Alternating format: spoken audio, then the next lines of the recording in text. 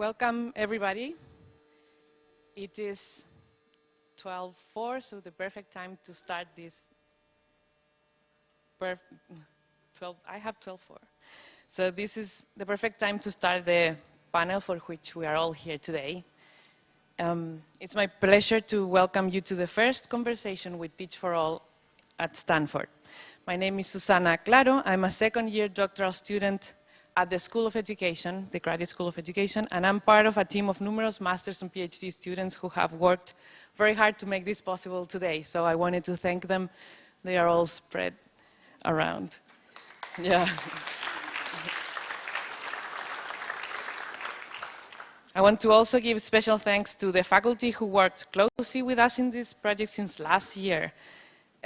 Dean Claude Steele is there, and all the associate deans who helped us make this done, as well as the professors Christine Wotipka, Susanna Loeb, and many others. Thank you also. Of course, this event would, we will keep the applauses for the end. Of course, this event would not be possible without the strong support of the Stanford Graduate School of Education and the Education and Society Theme House East, and the support of the Bechtel International Center, the Center for Education Policy Analysis, the Graduate School of Business Education Club, the Graduate School of Education Student Guilds, and the Chile California Council. So thanks for your support to all. I would like to introduce now to our guests who have traveled from remote corners of the world to be here today sharing their experiences. Let me start introducing first Wendy Cobb. She's the CEO and co-founder of Teach for All. After founding and building Teach for America for more than 2 decades, Wendy Cobb is leading the development of Teach for All to increase and accelerate the impact of the model around the world. Wendy proposed the creation of Teach for America in her Princeton thesis in 1989 to recruit top college graduates to teach in low-income communities and become lifelong leaders of change. Today, more than 10,000 Teach for America core members are teaching in high-need urban and rural communities, and more than 2/3 of its 28,000 alumni continue to work in education. In 2007, following an outpouring interest from social entrepreneurs worldwide seeking to adapt Teach for America and Teach First model to their own countries, Wendy co-founded Teach for All along with the founder of Teach First from the UK. Just 6 years later, today Teach for All is a thriving network of 18 independent organizations that are enlisting their nation's most promising future leaders in the movement to ensure educational excellence and equity. We have today in this panel 4 leaders representing these organizations. Let me start with Shaheen Mistry. She's the CEO of Teach for India.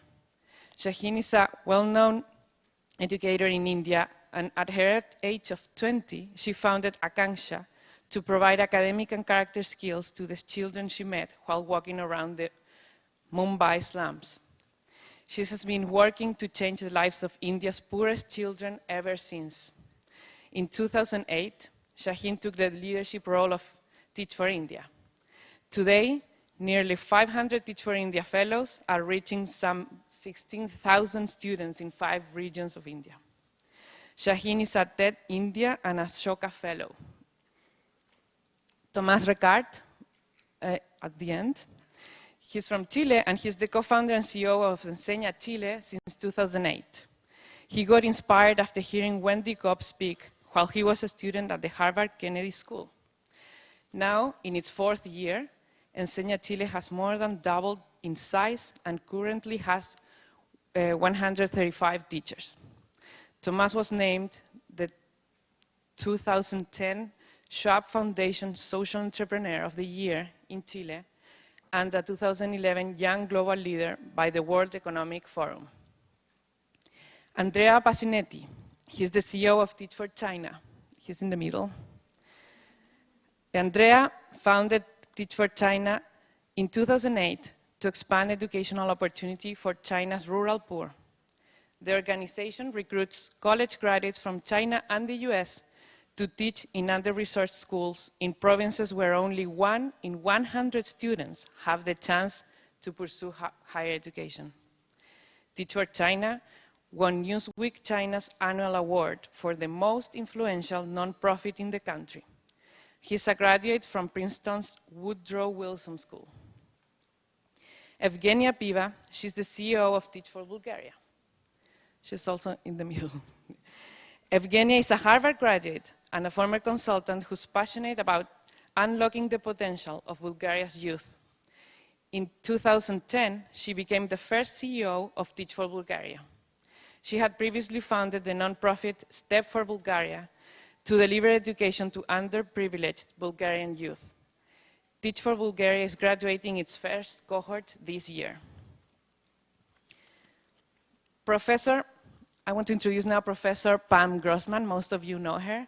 She will be moderating this panel. She's the Nomelini Olivier Professor of the Graduate School of Education and member of the National Academy of Education. She's a certified teacher from Yale University and she taught high school English for 8 years before coming to Stanford to complete her PhD. She's now the faculty director of the Center to Support Excellence in Teaching at Stanford, and she teaches the prospective English teachers in Stanford's teacher education program. She's currently part of a team of researchers studying different pathways into teaching in New York City and the relationship between preparation and impact on student academic achievement, which includes a big amount of Teach for America teachers that she's studying. So let's welcome everybody with a warm applause and warm welcome. Yeah.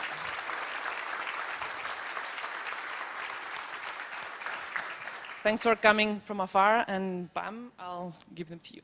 Thank you. Well, thank you all for traveling to be here, and for all of you for joining us for what promises to be, I think, a very lively discussion about Teach for All.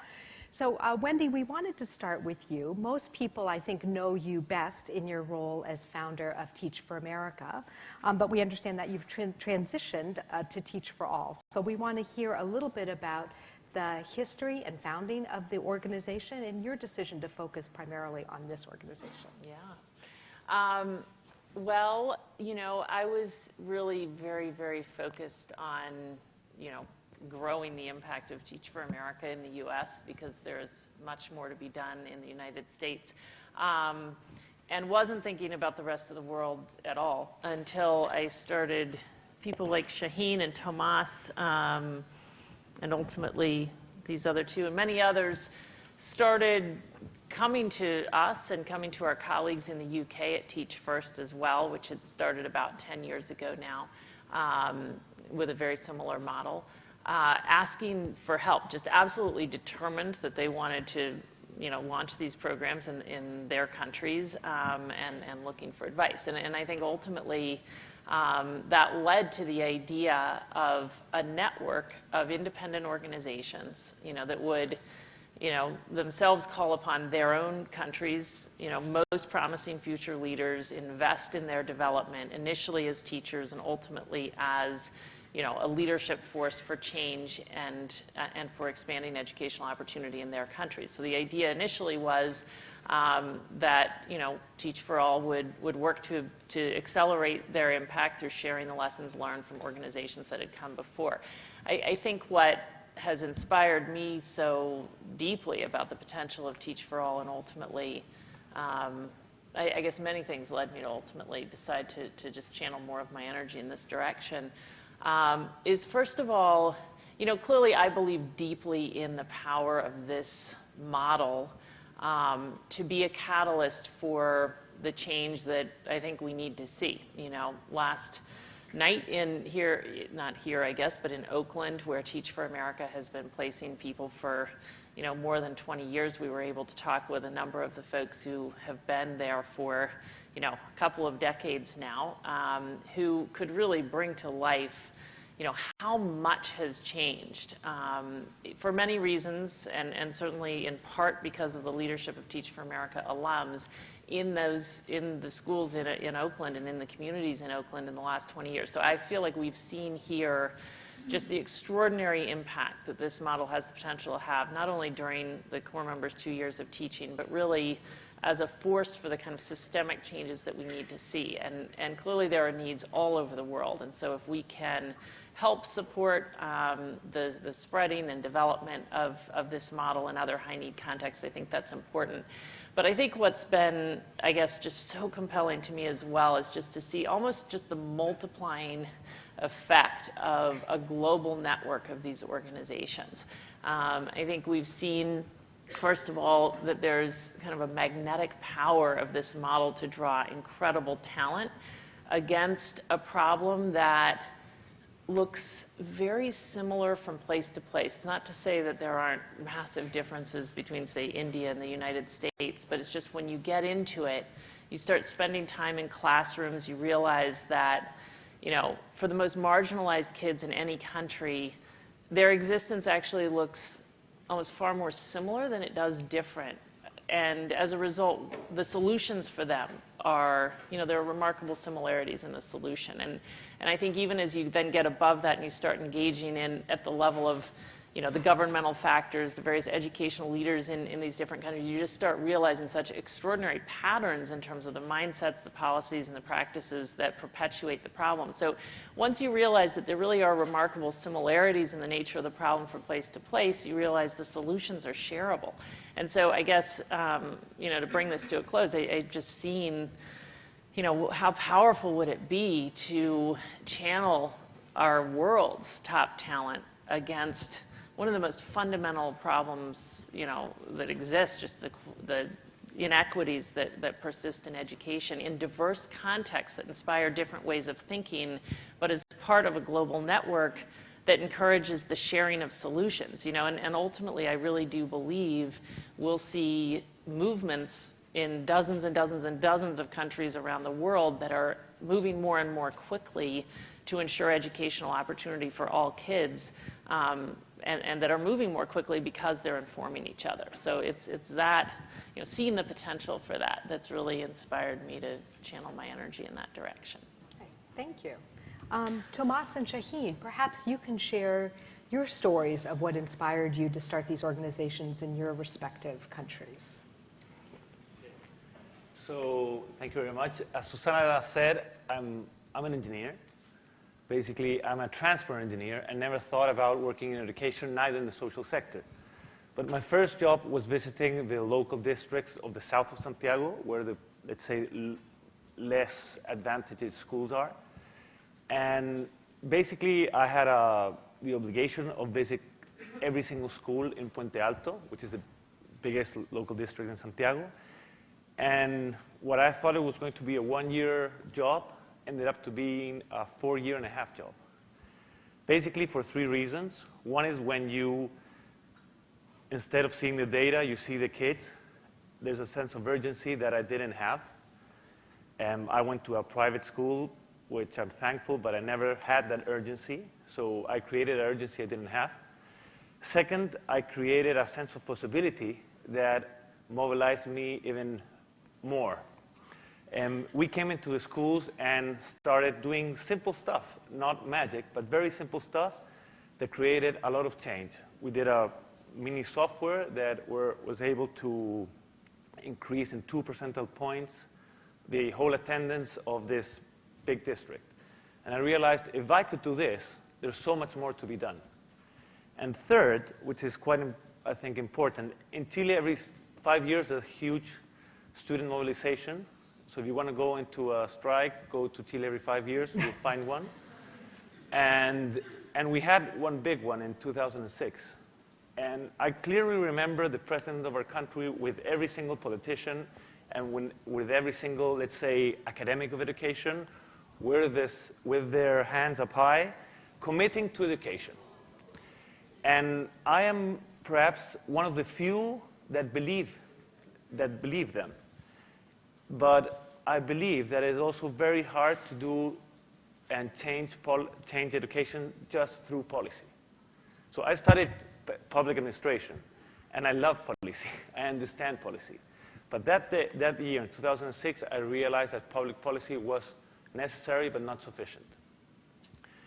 And with that question, I went to Harvard basically saying, okay, I have a sense of urgency, I have a bigger sense of possibility, but where should I start? And my, let's say, answer to that was people. After hearing Wendy speak, I think it makes sense. It makes sense not to try to solve one thing, but bring many people that will solve one thing at a time. And here I am, 10 years afterwards. So I lived outside of India for 18 years of my life, and then at 18 went back to India for the first time, walked into a large urban slum community, sat down and started teaching. And I didn't know anything about what it meant to teach and to really understand what it would take to give kids everything that they needed to maximize their potential. So I spent about 17 years on this incredibly privileged journey of working with some of the most low-income children in India, teaching them, then working with teachers. And I think through that process, I realized that everything I've learned about myself, about what it means to lead, has come from children and my experiences with kids. And I think that motivated me to say, how do I create a platform to give other people this incredible opportunity? At the same time, in my country today, 90% of children don't have the chance to go to college, 90%.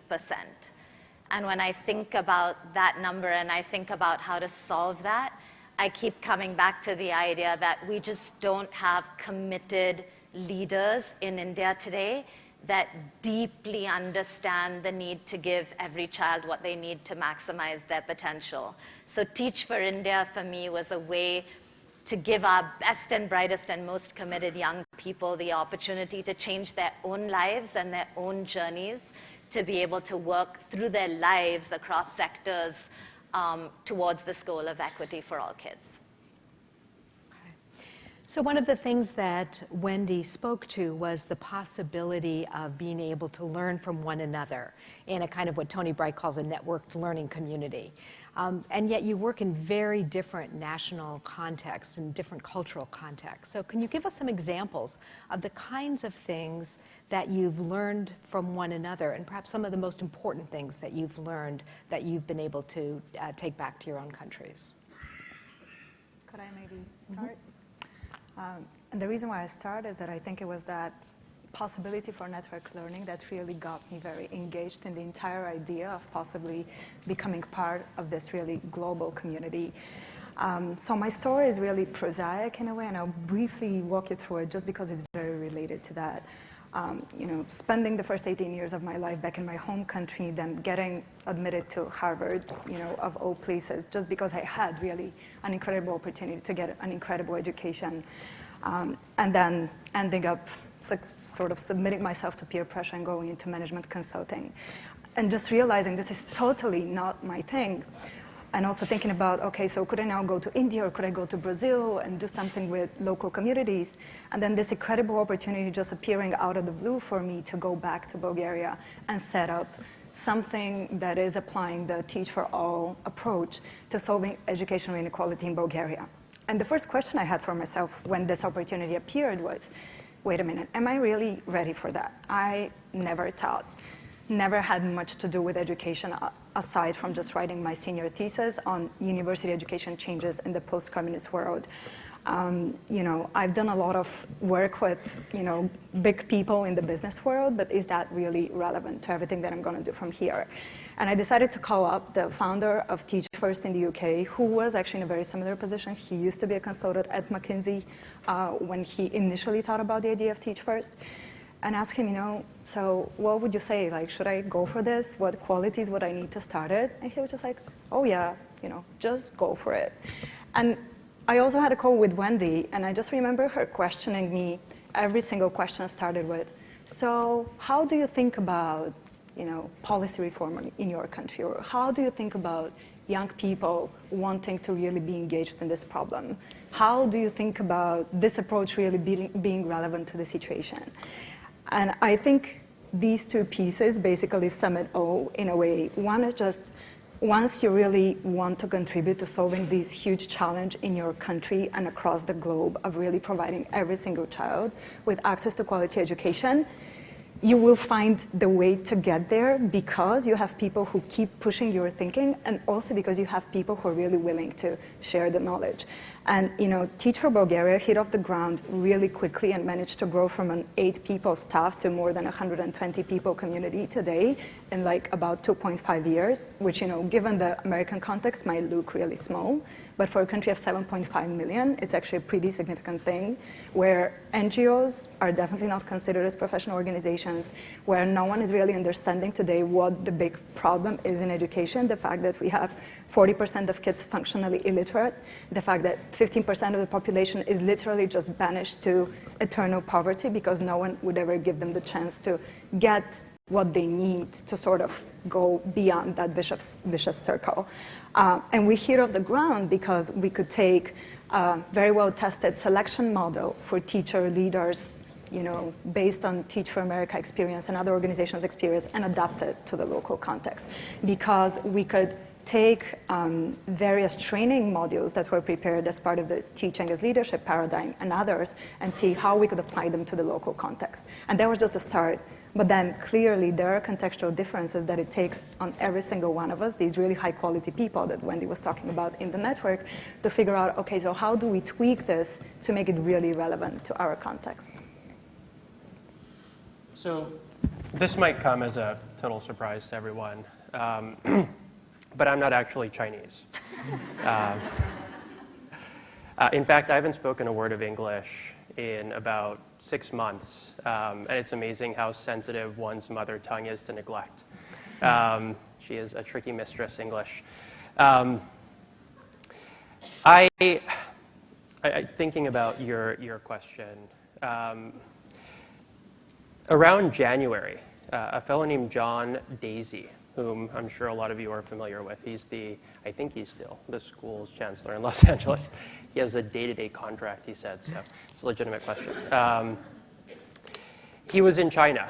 The president of China, Xi Jinping, had visited the US some 7 or 8 months ago. And one of his stops on his trip was Los Angeles, and he spent a lot of time with John Daisy.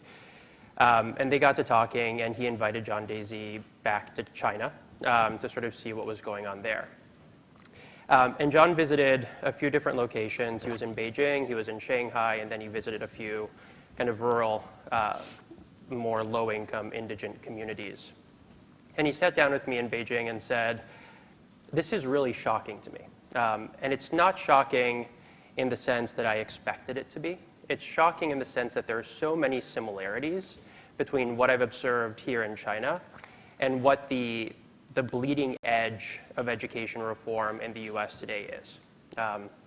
He said things that are second nature here in China, elongated school days, sort of consistent evaluation metrics for students across geographies, sort of interventions at the family level, things that in the US, toggling teacher pay to student performance, holding teachers accountable to student performance and doing so in a more transparent kind of way. All these things that are very much ingrained in the educational landscape in China and are the subject of so much difficult debate in the US are actually huge commonalities, and they're commonalities we don't talk about enough. I think education is one of those spheres that is just overlooked in policy circles. It's always something of an afterthought in policy discussions. It's certainly an afterthought in policy discussions of an international nature. When I took on the role of CEO at Teach for China, or after I started Teach for China, I started going to sort of functions, parties, events, and when people ask me what I do, I say I'm the CEO of an education nonprofit. And when I get to that statement before I sort of go on and talk about my experiences and what I do, I've lost the attention of the person I'm talking to. I've become the most unpopular person in Beijing. And I think it's genuinely because there isn't a real sense of urgency around this issue, and a lot of commonalities, a lot of exchange, a lot of synergy is lost as a result. And I think one of the great benefits or one of the great sort of ancillary benefits that Teach for All has brought to this discourse more broadly is focusing people's attention in on these universals, we call them, sort of these elements of education systems across different country contexts that are remarkably similar and parallel. Okay, so now we're going to dive into some questions. You can't ask somebody who studies teacher education to moderate a panel and not ask questions about how you prepare your teachers. So one might argue that children living in poverty and residing in really difficult to staff schools need the best prepared teachers. And one of the persistent criticisms that's been leveled against Teach for America and Teach First has been the brevity of preparation that participants get before they dive into these jobs in very difficult schools. And we would also, I think from a school of education perspective, argue that there's a lot of professional knowledge around, for example, the teaching of reading at the primary level that people need to have in order to teach well. So how have your organizations grappled with this issue of preparation? How do you prepare core members and participants in your organizations to teach kids? And how has that preparation changed over time? I think teacher preparation is so important that we give almost 2 to 3 times the amount of hours in training that a faculty of education will give to its teachers. And also we spend 2 or 3 times more. Perhaps the only difference would be that it's more learning by doing in terms of understanding the context, understanding the community, understanding the mindsets that are behind the students, and then creating a strategy more than creating a strategy before knowing the community. That would be one thing. And the other thing, which is important, is the selection by itself. I don't know how the other countries are, but in Chile, there's basically anyone can become a teacher, and it's not very, let's say, demanded. We have a model-based competency that is of 10 competencies, and people who are, let's say, number 1 in SAT, some don't make it, and other ones who are low in SAT make it. So it's really shifting and changing the paradigm of how do you select teachers and how you train them. And we're very open in our minds and ears to understand more about this and very willing to receive any feedback. So how about some specifics of, for example, so what kind of preparation do they get before they enter the classroom? So they do, I think in Chile, they get 4 weeks, is that right? Before they go in? We start with a pre-institute. We start with a lot of reading. We read, well, there's many books. Let me say, I like very much Carol Dweck's book, Mindset, so I'm so happy to just see her here. That's one of my favorite books. So, and then we have 5 weeks we start the initial training, where the second week they start teaching, which is very important. So the second week we immediately start teaching, and we have a tutor with them, and that 5 weeks end up when they go to the how do you say, we're working in 69 schools. And there we have tutors, and we have a, let's say, central office that provides the technical part, planning, evaluation, didactics, and the coach who will drive and make let's say, the questions for more, let's say, working on mindsets, working on your conviction, your perspective, connecting what you do now with what you're going to do, and that's more or less the summary. Maybe I would add from the Bulgarian context that actually we have about 50% of people who become participants in our program do have the pedagogical degree. Actually, they are certified teachers. But everyone is expected to go through our training program. And it is always so surprising to me whenever I speak to these certified teachers who come at the end of our summer institute, that indeed is about 5 to 6 weeks, say, whoa, this is the first time I actually realize what teaching is all about. And I think a piece of that is really coming from the fact that we're not only talking about the theory, but we are also very much focusing on what kind of mindset it takes to really help every single child succeed. I think a big asset to our programs is when we select for people who would become participants is we really look for people who not only want to be teaching, not only want to get a great professional development experience, but actually truly care about every single one of their children getting the opportunities they deserve and fully developing their potential. And on top of that, these are people who truly care about continuously improving based on actual results they achieve and based on student data that they constantly monitor in their classrooms. And when we pair that with the continuous support as they practice, because in a way, yes, we have the initial training, which is about 5 weeks, but then during the entire 2 years of their participation in the program, they get a lot of very intensive coaching and mentoring support from our tutors who visit their classrooms regularly and who give them feedback. And I would like to also take a slightly different look at all that our teachers are doing. Yes, there are teachers, and their very important goal is to ensure that the students in their classrooms are highly successful and bridge immense gaps that they have in terms of their subject knowledge, their entire development and mindset about their future. But the second piece is that those are people who are here to actually see what are these systemic challenges we face in the system that actually result in kids like the ones we work with not being able to achieve and continuously being sort of swept under the carpet. And that's where the leadership piece comes in. Yes, being a teacher is a lot about leadership, but it seems like we forget that it's about leadership not only inside the classroom, but also outside of it. So a huge piece of what we do is fostering that leadership of our teachers who realize that their role is to help not only the kids they work with today, but also every single kid in those classrooms, in those schools, and across the entire system to succeed by working with various stakeholders and forming coalitions over the long term to do that. And sorry, just to add something, in Chile, everybody blames teachers, and our teachers... That seems common. Yeah, our teachers are the people who most value teaching, because they have, I don't know if the correct word, but suffered what it takes to change the opportunities of those kids.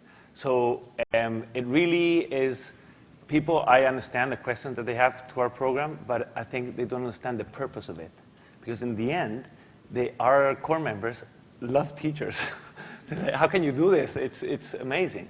And we do it for 2 years, and you're running the marathon of 40 years. So it's changing the paradigm about teaching, and I think that's very positive for the country.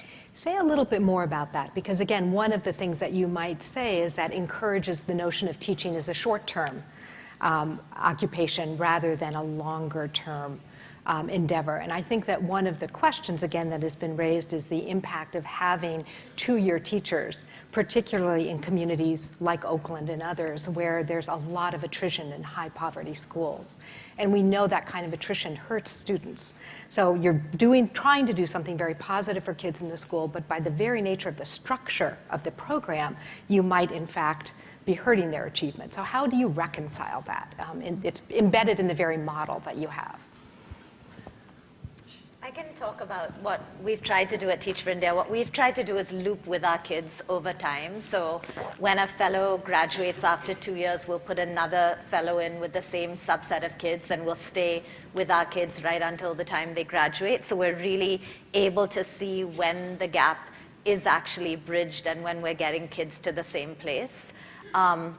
I think that makes a very big difference for us. But I think I also want to zoom out and say that, like, very honestly, that I think the core purpose of what we're trying to do is not just to think about how is this teacher performing in class tomorrow and at the end of the year, but is this someone who's going to be fighting for educational equity 20 years from now, 30 years from now, given the fact that in our countries we need these young people to be policymakers and in the media and in business and in education. And really this is about the creation of that leadership force. So we do everything possible to make sure that our kids are on track, but also we're thinking about, like, what are the mindsets needed? What is the passion needed? What is the commitment needed to this work so that at the end of 2 years, every single person that graduates from our program is going to stay deeply engaged and not just peripherally engaged, but in a way in which they're able to actually have an exponential impact on the mission.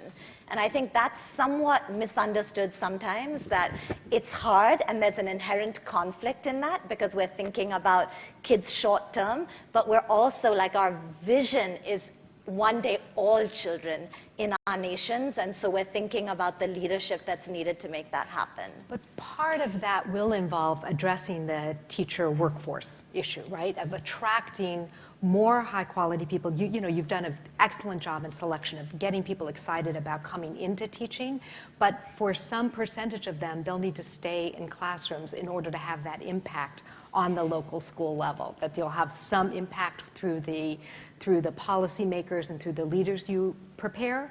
But I guess I'm interested in to what extent you think about encouraging some of the very successful teachers to have the kind of impact they could have staying within the classroom. Well, I think our contexts are probably all different. I do sort of want to, even just looking at Oakland as an example, speak to that. It's fascinating, though. I mean, in Teach for India, I think I just heard this morning that 5 Teach for India alums are working on a new teacher training model in India. Did I get that right? And I think we see that all over not only Teach for America, but now over the network, because people do realize, of course, that if we don't strengthen our teaching force, we will never solve this problem. And I think we've just seen that these folks can go off and be a real force for change in that. There's also a big difference between the kind of very developed context in which we're working here, where, you know, many of the Teach for America core members and alums do decide, I'm going to devote my career to teaching. And India, where it's far less feasible to do that, which is why many of their folks are going out and trying to figure out how do we really affect, you know, the broader changes necessary to affect that. You know, I think there's something maybe unsaid here, which is, again, gets us back to what is the whole purpose of each of these programs. And it's to address, you know, a problem that it's very easy in a room like this to feel very distant from. You know, in Oakland, I think it's something like 4 out of every 100 kids will actually have access to a college degree, which in our context here is, you know, while not the be-all and the end-all, you know, 80% of our high-income kids have, you know, will get to and through college. So this is a massive, massive problem, and it's existed and has existed in a very intransigent way for decades and decades. And, you know, there's something very counterintuitive about the Teach for America theory of change. It comes up against every traditional paradigm, which is why our lives are very challenging. But, you know, all you need to do is go teach in the traditionally underperforming schools in Oakland, and you will realize we will never solve this problem through teaching alone. So it is going to take figuring out, it's going to take at every level. It's going to take what we see happening in Oakland, actually. I mean, not quickly enough. We need more and more of it. But, you know, 20% of the schools in Oakland are run by Teach for America alums. There's a big advocacy organization called Go Public Schools, which is mobilizing, you know, a very diverse group of educators, community members, you know, parents of the students we're working with to be a force for the systemic changes that are necessary.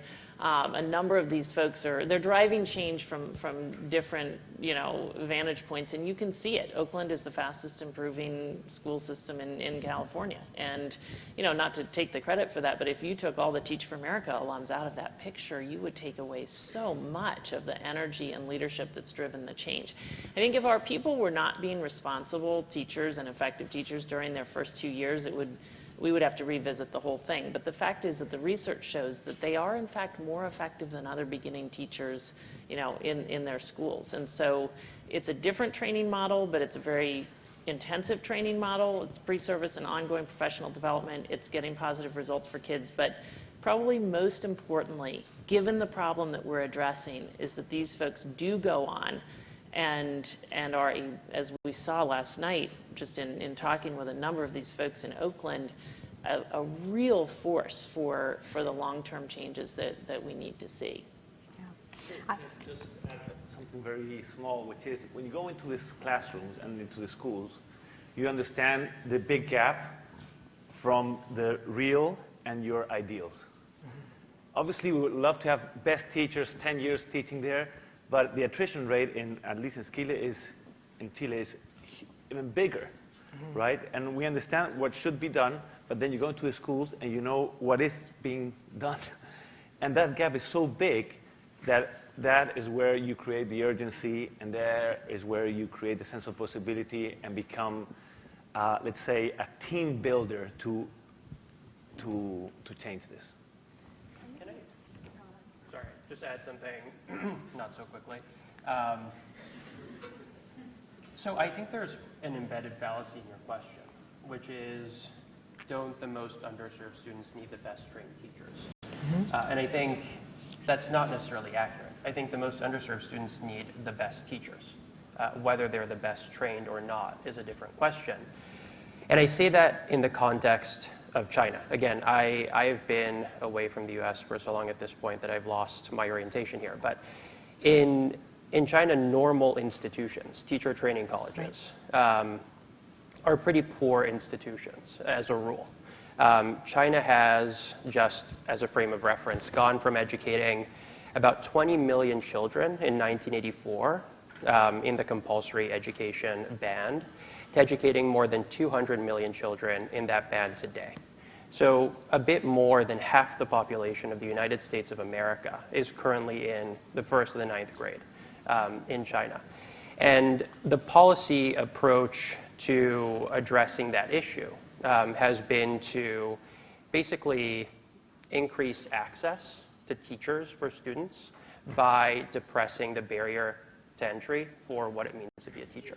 And if you look at the average teacher training institution in China, in fact, if you look at the best teacher training institution in China, they tend to be pretty mediocre institutions. So I don't think looking at China as an example, saying we need to send the best trained teachers in the sense of what a well-trained teacher in China is to those low-income schools is really going to be the solution. It's really not going to be the answer. Attracting top talent to this profession, making this profession a truly appealing profession in the China context, I think will really move the needle. And that's what Teach for China has been working towards. But that depends on people actually staying in the profession in some ways, and also beginning to have an impact on those education programs as well, right? Sort of taking the impact to how more teachers are prepared. Absolutely. I just want to go back to the research actually is a little bit more mixed on how effective the Teach for America teachers are. In the research that my colleague Susanna Loeb and I have done, it suggests that they are effective at the higher levels and the secondary levels, and particularly in math, but a little bit more mixed results in the primary reading, which is one of the reasons I asked the question about primary reading.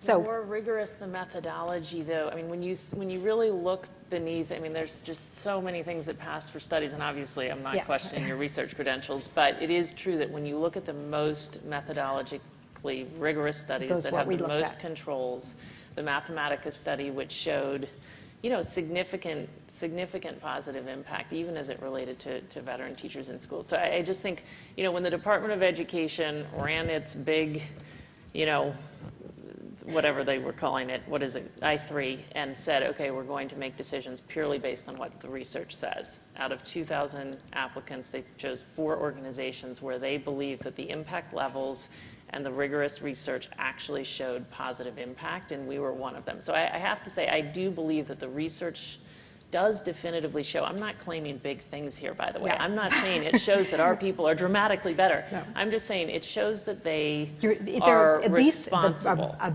around the same in many of the studies. Yeah. So. And this is actually part of my whole rationale for believing what we do. Yeah. We have poured so much into the training, the development, the selection of our folks. And we have a little boutique here. We can have 57,000 applicants and select 5,700 people, invest a ton in them, which is what we do in the latest of ways, like ongoing professional development, as well as intensive pre-service coaching. And still, the studies show that they are, my read of the studies, marginally, overall, you know, more effective. You just look at the balance. Let's even say they're just equally effective. It's marginal in my view. But honestly, what this shows me is we need bigger change. Right. And I believe there is I a think way to strengthen the teaching force in this country, but it has to do with strengthening our schools. It is a very rare person right now who can teach the highest need kids within the structure that we currently put our teachers and our kids in and succeed with them. Very rare. I know those people. They're in Teach for America. They're outside of Teach They're for STEP America. But alums as well. They are STEP alums. There are a lot of the STEP alums But they are around there. very, very rare. We've got to change the system. We got to redesign our schools, redesign our school systems. We got to change a lot of things. We got to take a lot of pressure off of schools because we are asking them to compensate for too much. And what these programs are doing is working to fuel the leaders, the leadership force of the folks who will go out and affect the broader changes that we need to see. So since we are in a graduate school of education and we've invoked research, how do your various organizations use educational research? What's the role of educational research in informing what you do? So I believe so much in research that in the second year we did an evaluation of the program, and in 6 months we found statistical differences in cognitive and non-cognitive skills. And what is interesting is that in non-cognitive skills, we found up to 0.7 standard deviations in a 6-month period where we had a 1-month strike. So it was very revealing to me to see what can be done. But I also have to say that this type of research sometimes doesn't inform the public because it doesn't inform of what we really are about and what's our purpose. And our purpose is not to compare teachers with other teachers. Our purpose is to build a massive force of agents of change, we call them. And I'm a little bit sad that sometimes we end up in this debate, which is not the question, right? Mm-hmm. I always use the Everest analogy, which is when you climb Everest, I haven't done it yet, but... but you want to. I want to. You need Sherpas that are with experience and Sherpas that are very, let's say, dumb, with a lot of energy. When you combine them together, it's dynamite, right?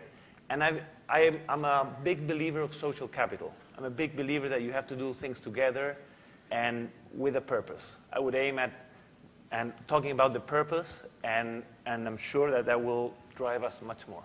So I guess maybe just the name that we use for our organizations might be slightly delusive because we so much focus on this teaching aspect. It's Teach for All, it's Teach for America, it's Teach First. Mm-hmm. And I guess just teaching is already full of a lot of just traditional understandings of what it really means to teach and what a great education means. And I think what research is pushing us and what thinking is pushing us in Bulgaria, a place where external, objective external assessment does not exist, and it's a huge challenge for us, is basically what does it mean to give a child an excellent education? And is it only about the math and the reading results, or is it about certain metacognitive skills and social skills and aspirational parameters that we don't even know how to measure yet? And it's amazing that people in the US, I think, are on the forefront of currently developing some of these paradigms. So I think maybe parts just of these discussions also boil down to, an effective teacher, is it only about teaching me these skills that are currently being assessed by all the external evaluations that then define if a school should be closed or not? Or is it about what actually happens to this child over their lifetime, and to what extent we actually allow a child to really not only graduate from high school, which already happens in so many successful charter schools, not only graduate from college, which doesn't necessarily happen with successful graduates of successful charter schools, but actually, is this child really capable of choosing their dream, their life opportunity, acting on it and realizing it, which is sort of the definition we've set for ourselves in Teach for Bulgaria, and is a very different definition from what anyone is talking about in our country. And I guess this is where really the leadership aspect comes, not only in terms of mobilizing the other teachers and community members, in considering, are we really helping today every single child in our classrooms really be a happy and successful person one day, but also in terms of thinking through, what does this successful and high-quality education actually mean? And this is the kinds of conversations we're constantly having within our organizations. And this is why we're about much more than teaching, which is at the core of what we do. Right. Wendy, you talked about how this is much more than just schools or much more than classrooms, and I want to talk a little bit about poverty, because many would argue that poverty is the biggest obstacle to achieving this kind of educational equality, and that in the United States we've seen a huge rise in the number of children living in poverty over the last 10 years. And our colleague Sean Reardon has talked a little bit about the impact of that on outcomes for students. You're living in countries that have huge issues around poverty. So what are your organizations doing to sort of address some of those issues related to particularly children living in poverty beyond the classroom, beyond the educational system?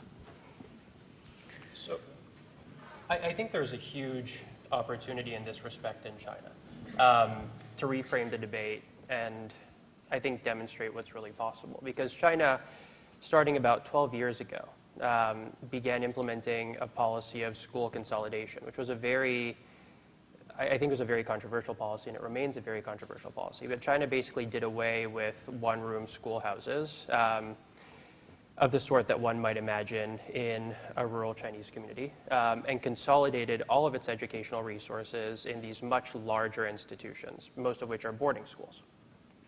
So kids from the 1st grade to the 9th grade live in these institutions 24 hours a day. They go home on weekends if their homes are within 7 hours walking distance. But by and large, they spend all of their time in these very manicured, kind of architected communities with their teachers, with their peers, and anyone else the school decides or opts to sort of include in their life.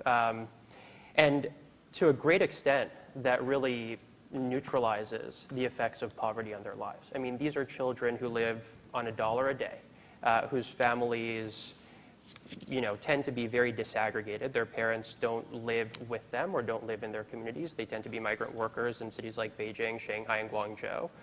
They live with their grandparents, most of whom are illiterate.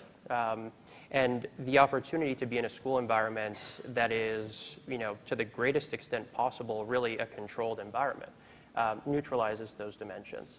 And our fellows are really, knee-deep in the big muddy because they spend all of their time in these schools, and they spend all of their time with their students, and they play a really wrap-around type role.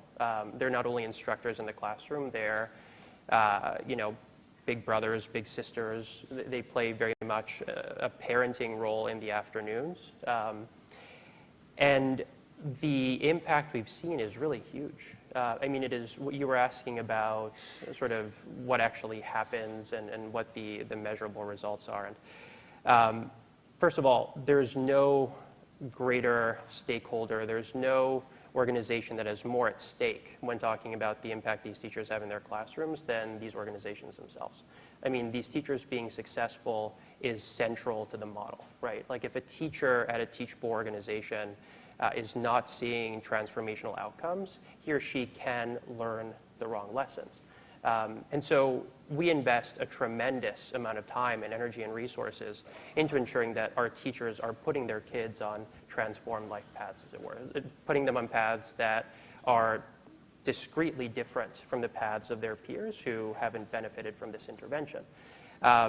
So anyway, I'm giving a very rambling answer to your question. I think poverty is really not an issue if you can neutralize it in these environments, and there are ways to do so. There are ways to intervene at the classroom level and at the school level that sort of eliminates the constraints of poverty. One thing I'll say is that I think when we first started, I remember very clearly what we were thinking about how this would all play out. And we were thinking that we would take all these folks who are the most highly sought after recent grads, who all these corporations wanted, and instead channel their energy into classrooms in our highest need communities. And they would see in those classrooms basically a microcosm of the world, like all of the social ills that play out in our highest need communities playing themselves out in classrooms. And they would fall in love with their kids, and that would lead them, it would just fundamentally change them. That was the big idea. It was going to change their priorities, their career trajectories. We assume many folks would go out and try to do everything from improving the quality of healthcare in low-income communities to economic development to improving education to lots of things. We assumed they would make lots of choices, but deeply informed by their experience. I remember, because I was asking one of our alums the question you just asked, like, what's the role of poverty in this? Chris Barbick. It was just, I remember this conversation. He's one of our alums from way back in the day, created Yes College Prep, and is now the head of the Achievement Schools Zone in Tennessee. And he said, what happened to us was we got into it and we realized how much we could do through education. He developed, as many others have, and we see many of these models all over the Bay Area in the hands of many folks, Teach for America alums and others, but really a school model that was hard to find 20 years ago, that essentially was taking a far more aggressive approach, wasn't doing what my school did, where kids just show up and they assumed a bell curve and figured some kids would get it and some kids wouldn't, but actually said, we're going to ensure that all of our kids whose background predicts that maybe on average 8% of them will have access to a college degree, we're going to ensure that all of our kids actually gain the character skills, the academic skills necessary to get to and through college. And then they went about the very, very hard work of trying to make that happen, which entailed everything from lengthening the school day to building a powerful culture of alignment to basically doing whatever it takes. It just completely changed the definition of even the role of a teacher. I mean, to Andrea's point, the role of schools. So we've discovered you can do a lot. Education can be transformational. We can provide the kind of education that is transformational. None of this obviates the fact that we still, and if you talk with folks who are going at it, who are working incredibly hard, who are actually seeing incredible results in providing kids with a transformational education, still they realize the effects of poverty are extreme. Even if people get a college degree, they still, there's just much more to be done. And it's the reason that, for example, Teach for America, and I know these programs all have their own strategies on this, but is, about to launch a social welfare initiative to support alumni to take on some of the challenges in the social welfare system. It's the reason that we've got a big public policy initiative, because we think these are, not only educational policy, but just policy in general has a lot to do with why the conditions persist in our communities. It's why we have a social enterprise initiative to try to inspire. In fact, the winners of the various social enterprise awards at Teach for America among the alumni community are doing everything from taking on public health issues in low-income communities to other dimensions of the issues. So we do really believe that we think we can do a lot more than we are doing now through education, and that deserves, given the results that we do see in education, a lot of our energy and attention. But at the same time, we do believe you cannot work in the communities in which we work without believing we have got to do more to take on the economic issues, the public health issues, the social services issues, the early ed issues, and a lot of things that are from outside of the current control of our schools. Great. Well, let's stop there on that note and open it up for questions from the audience. There are mics on either side of the auditorium, one on this side, one on that side. And if you can just line up, and we'll go ahead and take questions from there. So line up behind the mics if you have a question for the panel. And in the meantime, let's thank the panel for all their responses.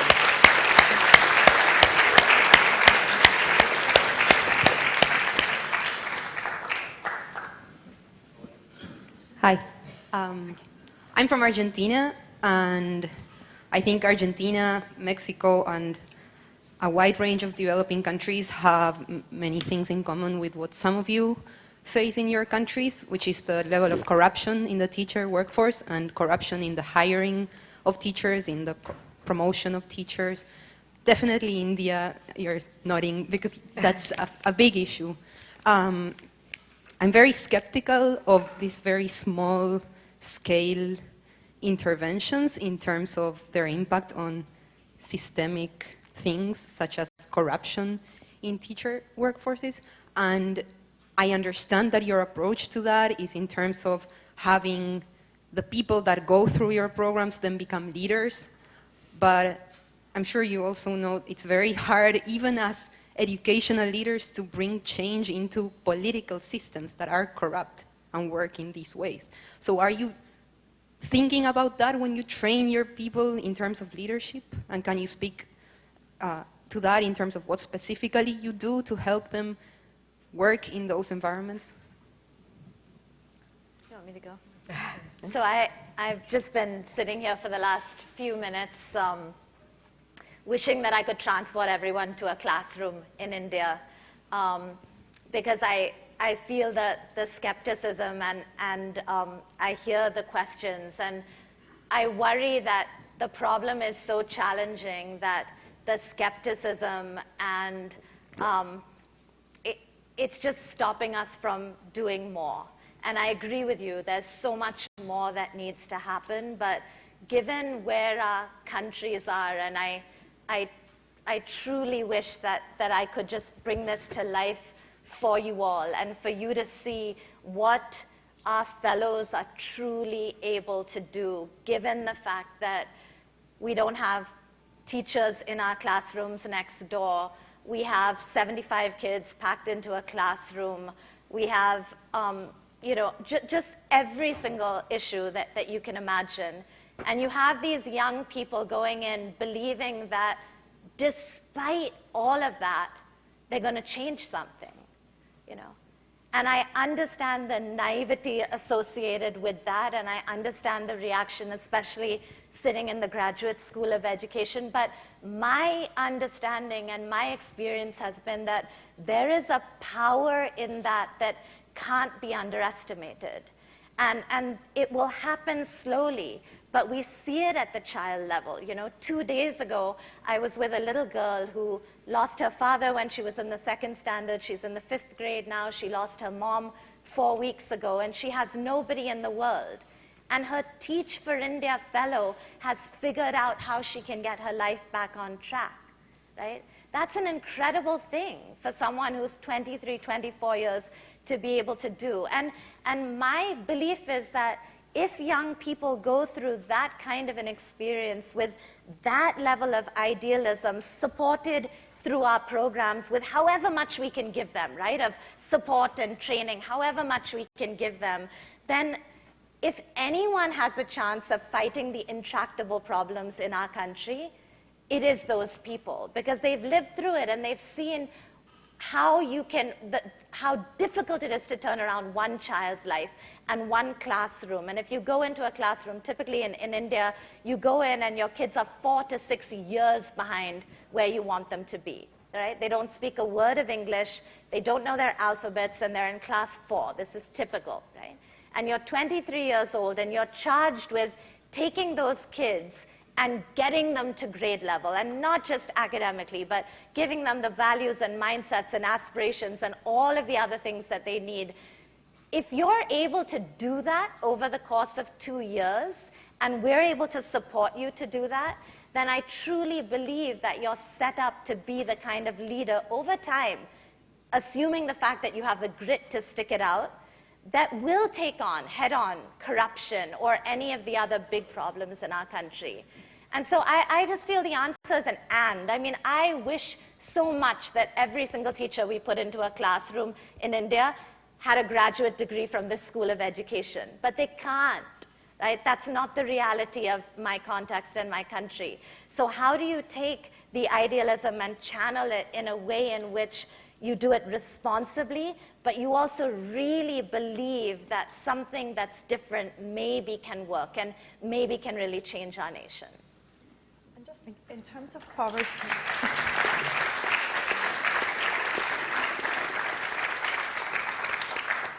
Shaheen is always so amazing about bringing to life like these problems that seem very abstract when we come in these kinds of environments. But I do realize there might be people who think like more sort of on the level of, policy and structures. And I used to be that kind of person as well, coming from a very structured business, like super rational problem-solving oriented environment. And over the past 2.5 years, I've literally lived through my own personal transformation, realizing how important in our work it is to mind the significance of relationships and impacting mindsets of people one by one in the communities we work with. And I think this is very relevant to both the poverty and the corruption question, because poverty and corruption go hand in hand. Like I see it every single day in my country.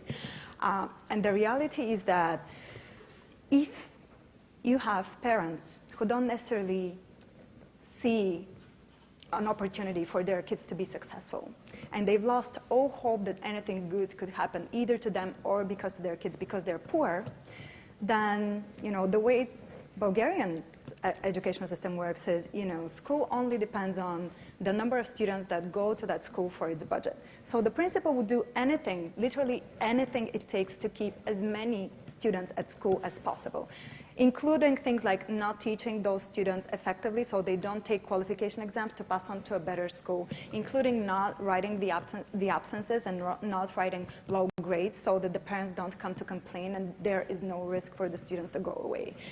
But listening to a lot of conversations we've been having, especially yesterday with Teach for America alumni here, I realized, so what would happen if actually all of those parents and all of those kids stood up and said, wait a minute, we have a right to get our excellent education and to be successful. What would happen if these poverty-stricken people actually defended that right and stood up in front of principals without any economical situation changing for them? The one thing that happens is their mindset is different, and that asks a whole different attitude from the principals and those people who engage in corrupt practices. And what our participants can do in this respect is actually work with the mindsets of those people every single day. One of the biggest shocks that happens to our teachers when they go into a classroom is, well, these kids really see nothing for themselves ahead. They literally see themselves staying in this community, working as a bartender or a truck driver or something much worse and illegal because everyone else is telling them they're stupid and nothing is going to come out of them. Well, what if I actually show those kids and their parents, which we see happening, that this is not the reality. You just need to sort of stand up for it and demand from the people who provide you with the service to give you what you deserve.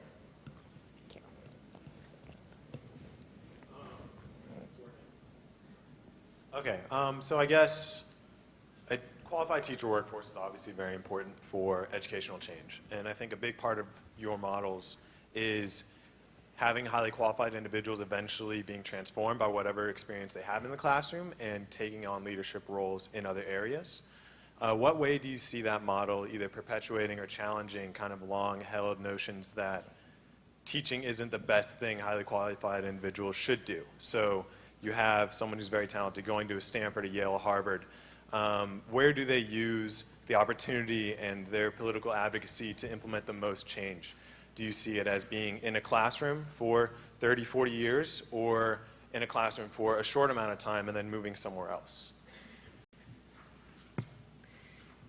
We believe we need every single person to ask themselves, and I think this would go across the network, but how can I personally, given my particular strengths, weaknesses, et cetera, and given the needs that I see, and given my analysis based on everything I've been able to learn and that we've been able to learn about the root causes of the situation, what do I think I should do to have the biggest impact on this problem?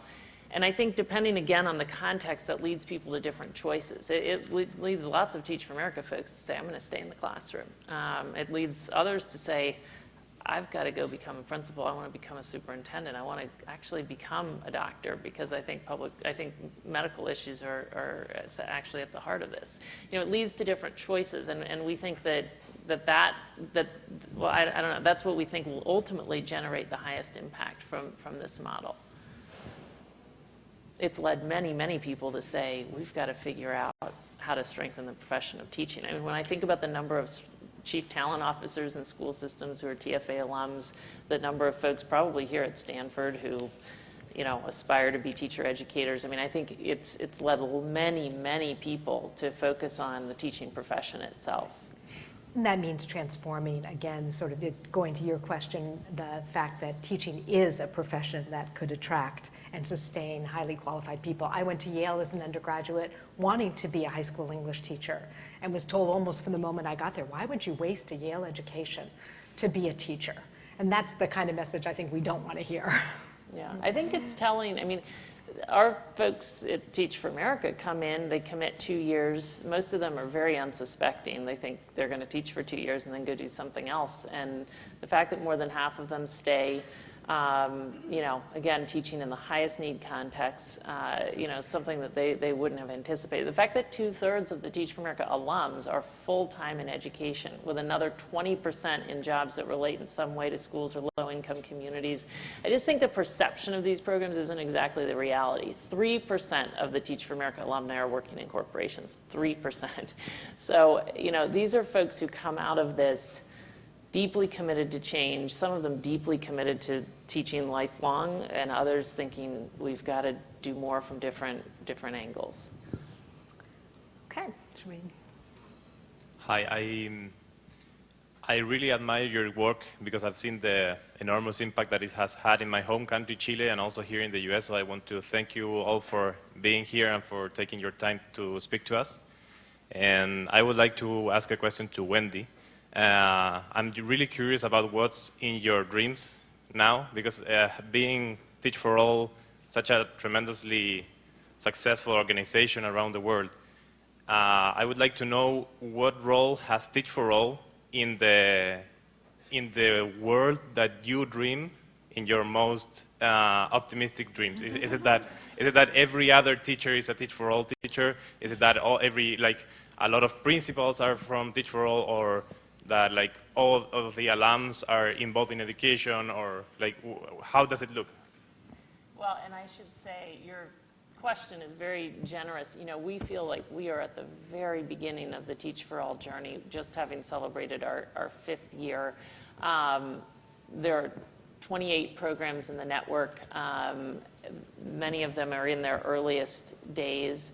And so we do think a lot about our visions of the future. I mean, I think that this model is, the very notion of it is so universal, just the notion that we should be channeling, you know, the most promising future leaders, the top talent of any given country, against the challenge of ensuring educational opportunity for all, given how incredibly foundational education is to every other thing that we want to do. And so the notion that one day in, you know, many, many, many countries, you know, yet to be seen, in nearly every country in the world, we would have, you know, programs like these that do channel their top talent against this problem, and that ultimately fuel real movements for change. You know, ultimately, as you say, I mean, ultimately, we started to see these programs already playing out in very similar ways to the way Teach for America has proved, you know, borne out in the last couple of decades here, in the sense of this is not about 2 years. This is not about 2 years. This is about shaping the leadership force in our country to believe that we should be a place of truly equal opportunity. And if we can see those movements in countries around the world that are united as part of a global network and therefore are informing each other, you know, to see the first kind of KIPP-inspired schools, as an example, popping up all over the world in the hands of, I see an Enseña Chile teacher who I believe is about to start one of these in Chile. I was able to visit one in Mumbai. Like, you start to see how shareable the solutions are. I know we are not even several years away from many kind of game-changing innovations in the hands of teachers in these Teach for All programs around the world, that will make a positive impact in their countries and ultimately make their way to many other countries, including, no doubt, right here in the United States. So one day, I mean, I do believe we'll have a truly, ultimately, kind of global movement to ensure educational opportunity for all. And I think, you know, when you really think about the ultimate impact of that, when you think about a world where we see educational disparities getting bigger or even remaining what they are today, which is quite extreme, you know, or you see educational levels falling, every other problem we face becomes worse. This is such an interconnected world with a global economy, public safety threats that are far outside of our borders, environmental sustainability issues where our futures are entirely linked. So you start envisioning a world of rising educational levels, which we can do. If we channel our top talent against this problem, we will have that. And every other problem becomes far more solvable. So that's the ultimate vision. I'm viewing this as my next many, many decades working alongside extraordinary, leaders to try to actually realize that world. I'd like to know if there's any debate among you all about the value of comprehensive schools as opposed to specialized schools, because maybe a one-size-fits-all and the ideal of going to university is not, a universal good. I mean, people would be interested to know that in Germany, one of the most advanced economies, only 10 to 15% of the students are prepared to go to university, according to their standards. But nobody would say that the average German is uneducated. Many of them can speak 3 or 4 languages, for example. I don't think there's any assumption, by the way, that this is all about a college degree for everyone. I think in every context and community, these programs are asking themselves, what is the end game that would essentially increase options and choices for our kids. But I don't know if others want to address that. I would say to us, because in Bulgaria as well, we have, specialized schools and comprehensive schools, it's more of a question of actually what are the kinds of skills that you need, skills and access to sort of opportunities in a support network and a set of mindsets that you need to equip your students with rather than exactly like the specialized subjects-based knowledge. To me, a lot of that specialized subject-based knowledge is something, again, something from the past that keeps existing for many years just because we somehow haven't realized that schools need to adapt to the realities of a globalizing world and very different demands of the economy. But again, I think this is very context-specific. Okay, question here. Hi, my name is Rucha and I'm from India. I have 2 questions, one for Wendy and one for Shaheen. I hope that's not too much.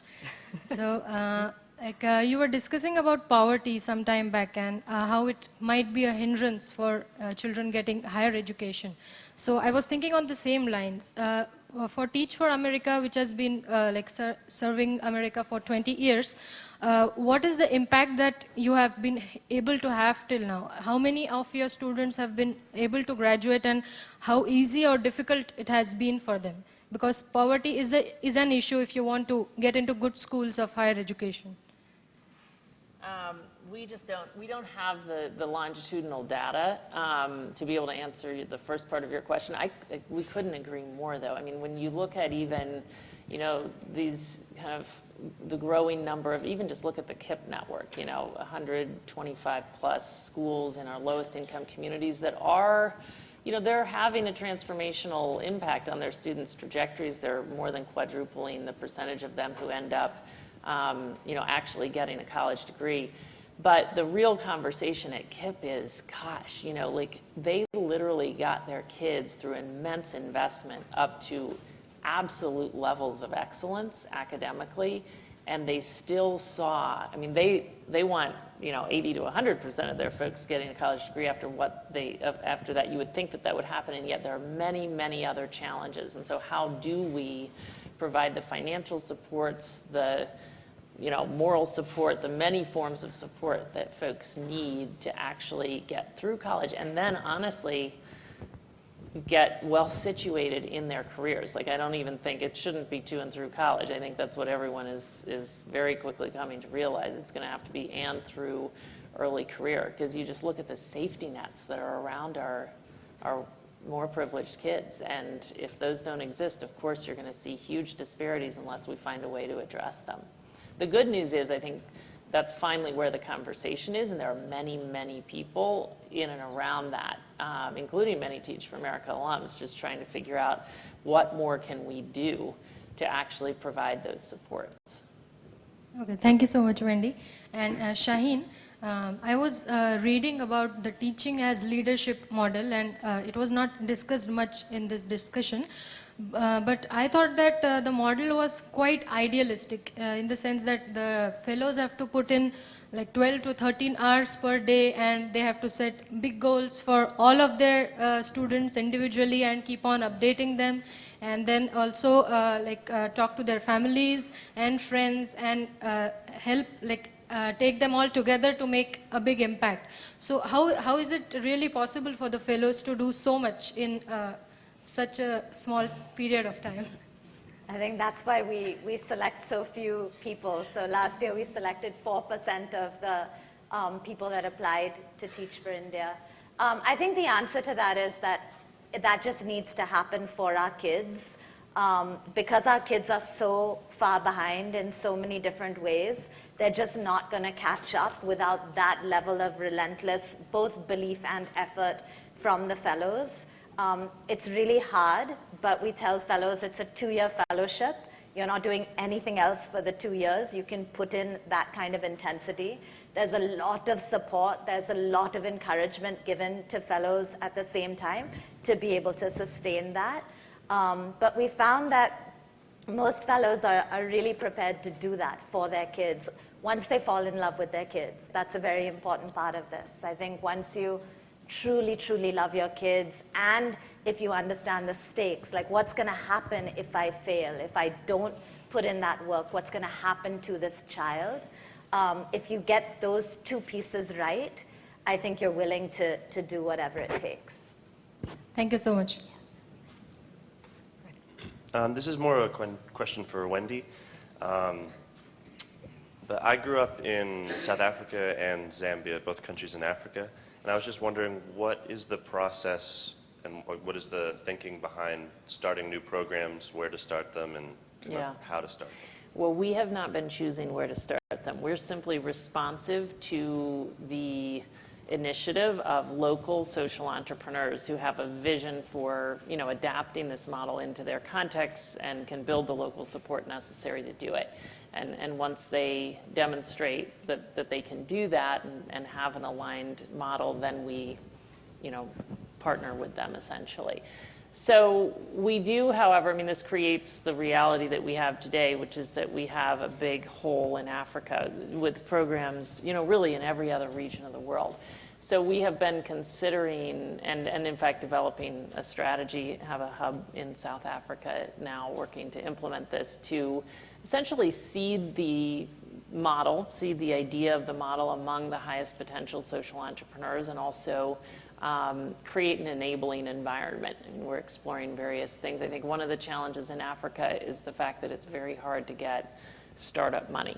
And you sort of need a source of the funds necessary to show a track record so that you can access the foreign aid money and such. And so we're working on various ideas to have kind of funds that would essentially challenge the local philanthropic and governmental communities to invest in the startup of these programs.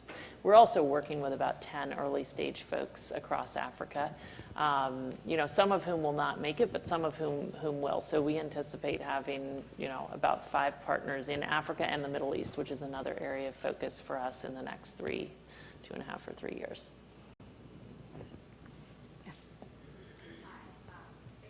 Coming here and for telling us about your experiences. I actually have a couple of questions. The first is just around ramping up the actual first few years of the programs in each of these countries. It's very challenging. It's also may create a lot of burnout on the actual people who are implementing and leading those ramp-ups. So how do you, A, keep the leaders motivated, and B, find enough people who may not leave within a year or less than a year in those first 5 years of those organizations? One thing is, I think the point that I just made is the key to the answer to that. This is not us going in and saying, we really think you need this model. This is people who are just deeply driven and passionate about addressing this problem and have come to believe that this model is the way to do it in their context. That being said, it is very challenging and these people are exhausted and stressed, so let them answer what keeps them going. I can go first. I think for many years people asked me this question, why do you do what you do? And I never really knew how to answer. And then one day I just asked the question back. I said, why do you do what you do? And it became very clear to me that it's such an incredible privilege to do the work that we do. And yes, there are challenges, but there's so much inspiration. I don't know what other job enables you to be surrounded by the kind of love and positivity and like these little miracles that happen around you every single minute as you watch children's lives change, but also your own life change and the people that you work with change. So I think just I stay very, very focused and close to the kids, to the classrooms, to the fellows, reflect a lot, and also just think a lot about the positive stuff. You know, try not to think too much about the other stuff. Anybody else want to respond to that question? Because I think that will be the last. I would love to respond, just because lately, thanks to Teach for All support and a great consultant who voluntarily did an organizational health survey for us, we got like a really, really high score on the Gallup sort of net promoter question. And this was a super tough time for us. Like for the past 6 months, there's been staff changes, there's been a lot of work, some understaffing, so like it's been really stressful. And I was actually, feeling that the answers on this survey might be super impacted by the situation. But it turns out, we seem to be like ranking in the top like 90th percentile in terms of satisfaction levels for staff members. And I think this is really attributed to the fact that we stay very closely connected to our mission. Every single one of our staff members would go into classrooms and actually meet with the students, talk to our teachers. We make sure to come together very often because it's really that collective energy that also Shaheen mentioned. And for me as well, coming and meeting my Teach for All colleagues and getting inspired from all the success stories is bringing a lot of energy. Did you want to say something? Was this the last question? This is the last question, yes. So I'll take the last word. Yeah, I think so Tomas might have the last word. I will say, as with any profession that is inspiring and worthwhile, there are just infinite challenges. It is very, very difficult work. I think the one thing we haven't emphasized enough today is that this is, and I speak from the China vantage point, an eminently solvable issue. Like, this is a problem that will one day be solved. And I always say this with so much earnestness. Like, I say this from a place of true conviction. And I'm often received with incredulity. But I am convinced that in the next 20 years, China is going to fundamentally rectify the issue of unequal access to a high-quality education. In the past 25 years, China has elevated more people out of poverty than any other country in the history of humanity. It's placed more children in schools for free than any other country in the history of humanity. And just 7 months ago, it set its sights on affording access to a high-quality education, irrespective of place of birth, irrespective of income, irrespective of any external constraints, as a primary goal for the next 10 years, basically. And given, I feel like it's an issue that's not discussed enough, but given China's track record, and there are all sorts of issues and all sorts of, concerning dynamics there, but given the country's track record of taking intractable issues at a societal level and with a tremendous sense of causality, affecting change over incredibly abbreviated periods of time, I am very confident it's actually going to happen. And being a part of, I think, a historical watershed of that nature and of that magnitude is incredibly inspiring and powerful. So that's what keeps me in this work. And Tomas, you get the last word. Very briefly then, is the power of purpose. The power of purpose, but not from a theory, but from an experience. Right? I really believe that our nation's future is at stake in those classrooms, schools, and communities. But it's another thing saying it than living it.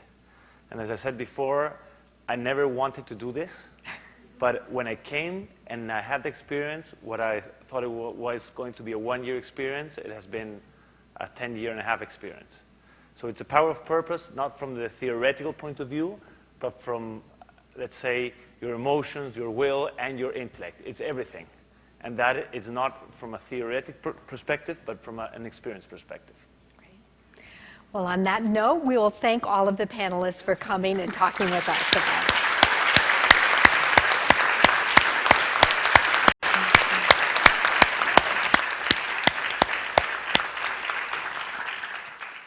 And then I think refreshments outside, so please join us and continue to ask questions and talk with one another about these issues.